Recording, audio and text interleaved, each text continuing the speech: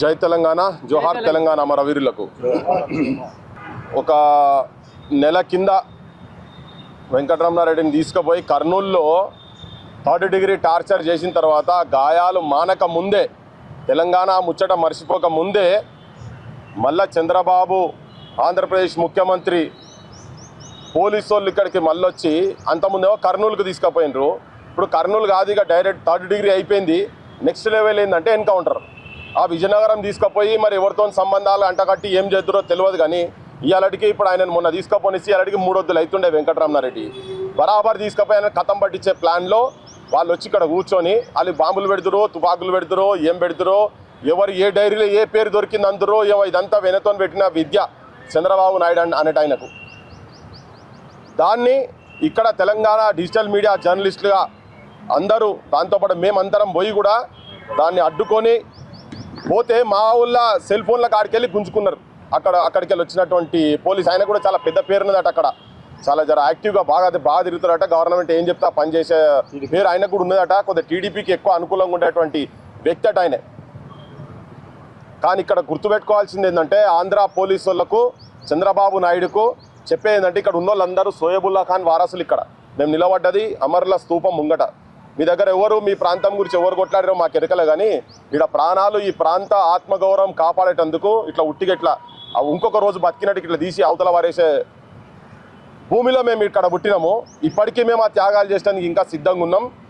ఈ నేల తల్లి, తెలంగాణ నేల తల్లి ఆత్మాభిమానాన్ని, ఆత్మగౌరవం గురించి ఏ స్థాయికైనా ఎవరినైనా ఎదిరించేందుకు సిద్ధంగా ఉన్నాం. ఈ చంద్రబాబు నాయుడు ఒక ప్రచారం, గమ్మత్ ప్రచారం ఏం తీసుకోబోతుండే జనం లోపల అంటే ఆయననే హైదరాబాద్ కనిపెట్టినట్టు.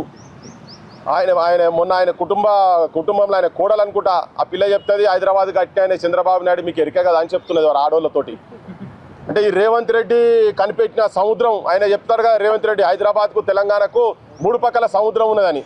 ఈ సముద్రంలోకి వెళ్ళి ఈత కొట్టుకుంటూ వచ్చి చంద్రబాబు నాయుడు హైదరాబాద్ను కనిపెట్టిండు, తెలంగాణను కనిపెట్టిండు, ఈడున్న అసెంబ్లీని ఆయన్నే కట్టిండు, కాకపోతే ట్యాంక్ బండ్ ఆయన్నే కట్టిండు, చార్మినార్ ఆయన్నే కట్టిండు, గోల్కొండ ఆయన్నే కట్టిండు, మా గాంధీ హాస్పిటల్ ఆయన్నే కట్టిండు, ఉస్మానియా హాస్పిటల్ ఆయన్నే కట్టిండు, ట్యాంక్ బండ్ ఆయన్నే కట్టిండు, ఏది మన ఇది అనేది ఉస్మానియా యూనివర్సిటీ ఆయన్నే కట్టిండు, హైకోర్టు ఆయన్నే కట్టిండు, గండిపేట ఆయన్నే కట్టిండు. ఇప్పుడు ఎవరు రేపు పొద్దుగాల చరిత్ర రాసా రేవంత్ రెడ్డి పక్కకు పెడతారు. సముద్రం అంటే సముద్రం వెనకటి ఉండే నచ్చినప్పుడు అన్నట్టుగా ఈ చరిత్ర మొత్తం ఇది పెట్టుకొని నేను ఏమనుకుంటుంటే హైదరాబాద్ అంటే అయ్యా జాగీర్ అన్నట్టుగా కొంతమంది ఆంధ్రోళ్ళు మాట్లాడుతున్నారు. మీ అయ్యా జాగీర్ అంటే మా అయ్యా జాగీర్, మా తాతల జాగీర్, ముత్తాతల జాగీర్ హైదరాబాద్. చంద్రబాబు అయ్యా జాగీర్ కాదు తెలంగాణ, చంద్రబాబు తాతల జాగీర్ కాదు తెలంగాణ.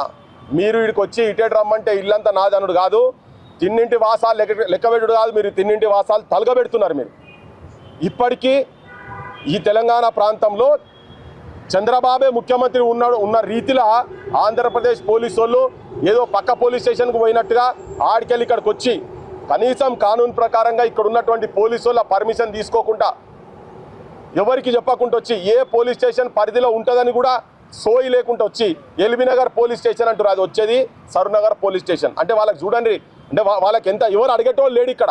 ఎందుకంటే ఇక్కడ రేవంత్ రెడ్డి ముఖ్యమంత్రి అనుకుంటలేం, చంద్రబాబు నాయుడే ముఖ్యమంత్రి. ఆయన ఎట్లా చెప్తే అట్లా ఈయన వింటున్నాడు.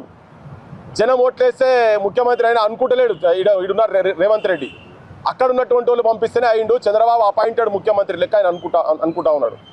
మేము చంద్రబాబు నాయుడు నువ్వు కిచ్చి కయ్యం పెట్టుకుంటున్నావు, నువ్వు గోకినావు అనుకో, మేము ఉల్టా మీ మీద పడతాం. పుండు మీద కారం పోసినట్టు చేయకూరు. మీరు ఆల్రెడీ తెలంగాణ గాయపడి ఉన్నది, ఇంకా మీ ఆధిపత్యాన్ని ఇక్కడ సహించే పరిస్థితి లేదు. రేపు అవసరమైతే మీ బిజినెస్ ఇక్కడ హెరిటేజ్ ఉన్నది కదా, నువ్వు ఎట్లా ఇక్కడ ఆంధ్రప్రదేశ్ డైరీ అప్పుడు ఉన్నదాన్ని నాశనం పట్టించి ఇలా కొన్ని వేల కోట్లకు పడిగెత్తున్నావు ప్రభుత్వ సంస్థలను, ఇక్కడ తెలంగాణలో ఉన్నటువంటి ఇండస్ట్రీలను మొత్తం సర్వనాశనమే నువ్వు ఎట్లయితే చేసినావో, రేపు మేము కూడా ఇక్కడికి వెళ్ళి కాలిస్తాం. నీ హెరిటేజ్ ఎక్కడ ఏ ఊరిలో నువ్వు ఇక్కడికి వెళ్ళి మా జర్నలిస్టులను తీసుకొని పోయి అక్కడ 3rd డిగ్రీ టార్చరు, ఎన్కౌంటర్లు, దొంగ కేసులు, అబద్ధపు మాటలు, దుష్ప్రచారాలు నీకున్న మీడియాతోటి ఇవన్నీ చేసినావు అనుకో, నీ ప్రోడక్ట్స్ తెలంగాణలో మేము బంద్ చేపించే పరిస్థితి మాకు కూడా వస్తుంది. మేము మీ దగ్గరకు వచ్చి బతుకుతలేం, మీరు మా దగ్గరకు వచ్చి బతుకుతున్నారు. గుర్తుపెట్టుకోరి ఆంధ్రోళ్ళు మొత్తం క్లియర్గా చెప్తున్నాం. ఆంధ్ర దోపిడీదారులకు చెప్తున్నా, ముఖ్యంగా నేను ఆంధ్ర సామాన్య జనంకు కాదు చెప్పేది. మీరు ఇక్కడికి వచ్చి బతుకుతున్నారు, మేము ఆడికి రాలేదు. మీకు ఈ వాతావరణం ఇష్టమైంది, మీరు ఇక్కడ వచ్చి దోపిడీ చేసుకున్నారు మొత్తం. ఆయన మాట్లాడితే హైదరాబాద్ నేనే, బిల్ క్లింటన్ నా చేపట్టే వచ్చిండు, ఏదో బిల్ క్లింటన్ ఈయన ఇద్దరు కలిసి చిన్నప్పుడు గోళీలు ఆడుకున్నారు, లండన్లో చదువుకునే టైంలో గోళీలు ఆడుకున్నట్టు ముచ్చట చెప్తాడు ఈయన చంద్రబాబు నాయుడు. ఈ పెద్ద పేక్చంద్ హైదరాబాద్లో సామెత ఉంటుంది, అరే క్యా పేకు నిక్లా భయ్ అని. ఈ చంద్రబాబు నాయుడు అంటాడు, అరే క్యా పేకువే భయ్, బాగా ఖతర్నాక్ పేక్తాయిను అని. ఆ పేకుడు అంటే గాలి మాటలు. పేక్ బాబు దగ్గర ఇంకో ఫేక్ బాబు ఇక్కడ ఉన్నాడు. అసలు బాబు ఆడుంటే రేవంత్ రెడ్డి అంటే రేవంత్ నాయుడు అంటే అని ఇక్కడ ఉన్నాడు. రజాకార్లకు వ్యతిరేకంగా కొట్లాడితే చేతులు నరికిరు ఇక్కడ జర్నలిస్ట్ సోయబుల్లా ఖాన్ చేతులు నరికిరు. ఇవాళ మేము కూడా తెలంగాణ జర్నలిస్టులుగా బరాబర్ చేతులు కాదు ప్రాణాలైనా పోయేటందుకైనా కానీ మీరు ఏం చేస్తారో ఇప్పుడు నాకు తెలియదు. ఇంట్లో ఒక సాజిష్ నడుస్తున్నదట, ఎవరెవరు ఆడికి వచ్చిండ్రు, వీళ్ళ మీద ఎన్ఐఏ కేసులు పెడదామా, మోడీతో మాట్లాడదామా, అమిత్ షాతో మాట్లాడదామా. అరే నాయనా, ఇప్పుడు మాకు పాఠాలు నేర్పకుండ్రి, ఉద్యమాలు ఎట్లా చేయాలో మాకు నేర్పకుండ్రి, తిరుగుబాటు ఎట్లా చేయాలో మాకు నేర్పకుండ్రి. ప్రశ్నించే తత్వాన్ని ఈ గడ్డలో ఉన్నది. అది మీరు ఏం చేసినా న్యూటన్స్ థర్డ్ లా గుర్తుపెట్టుకోరు తెలంగాణలో, to every action there is equal and opposite reaction అని. నువ్వు ఒక యాక్షన్ చేస్తే డబల్ అవుతుంది.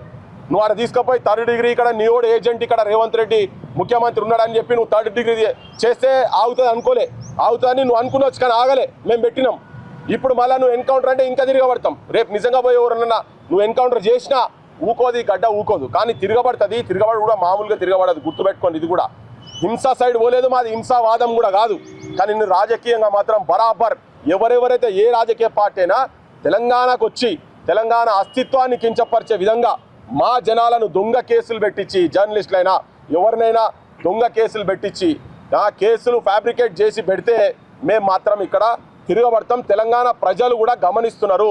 యువకులు చాలా మంది కొన్ని వందల కాల్స్ వస్తున్నాయి నాకు 2 రోజులకి వెళ్ళి, అన్నా ఇంకా ఇంత ఘోరంగా జరుగుతున్నదా ఇక్కడ అని. ఏదైనా ఒకటి యాక్షన్ తీసుకోరు, మేమందరం మీతో తయారున్నాం, సిద్ధం ఉన్నామని.